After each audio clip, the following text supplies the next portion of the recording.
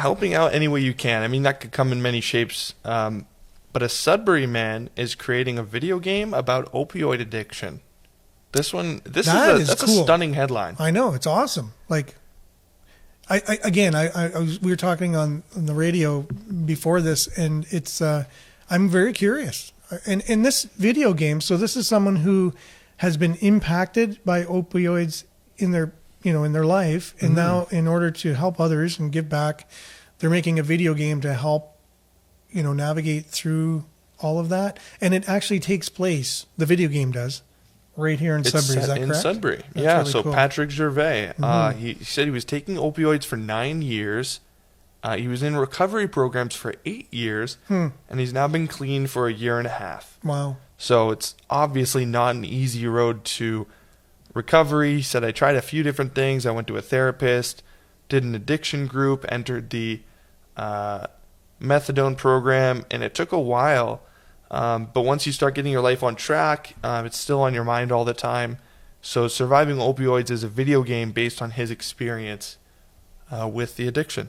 Yeah, that's very, very cool. So hopefully, does it say when it's going to come out? Does it say when he's going to release it? Is it already done? Is there more development that needs to be done? Yeah, he's set to release the demo on November 22nd.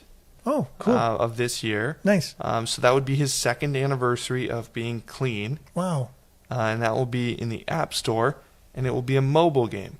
On your phone or whatever. There's some images of the game because it's already in development. There's some images, and where really is cool. That covered? covered? Is that on Sudbury.com? This is on CTV. Okay. You can find it on their Northern Ontario site. And I don't know, like I see this as a huge positive. Not only is it set in Sudbury, which I always recommend when you're telling a story or whatever you want to do. In a lot of ways, a video game is a story. Set it in a place that you know, and that will make it so much more believable.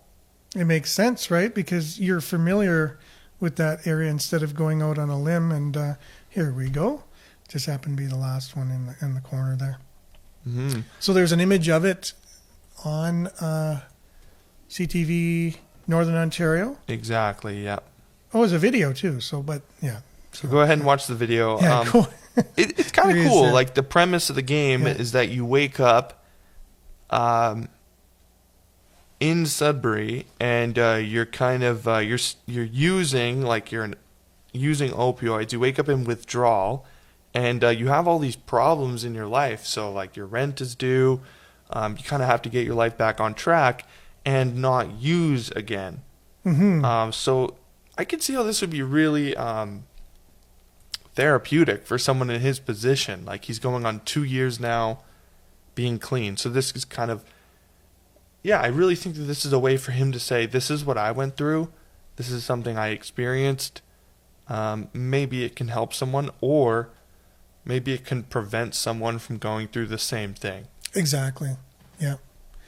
Well, that's really good. And it's not every day someone makes a video game that includes something that's really going to help society. For one, I always thought of driving around with potholes. I don't know why I'm thinking like that. Like, I don't know why I'm always thinking of driving around trying to navigate potholes, but maybe it's because that's the way it is driving in the city.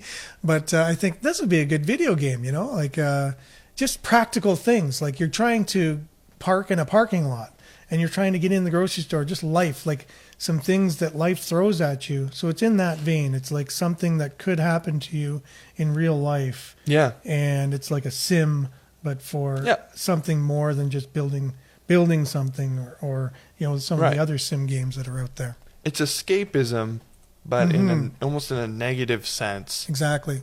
You have to escape from a negative thing. Rather than usually escapism means you're escaping your life for something you'd rather be doing. Exactly. So it's really interesting. I think so. I can't wait to see it. November 22nd, that's when it's going to be released. So yeah, maybe we'll have updates on that as it comes up.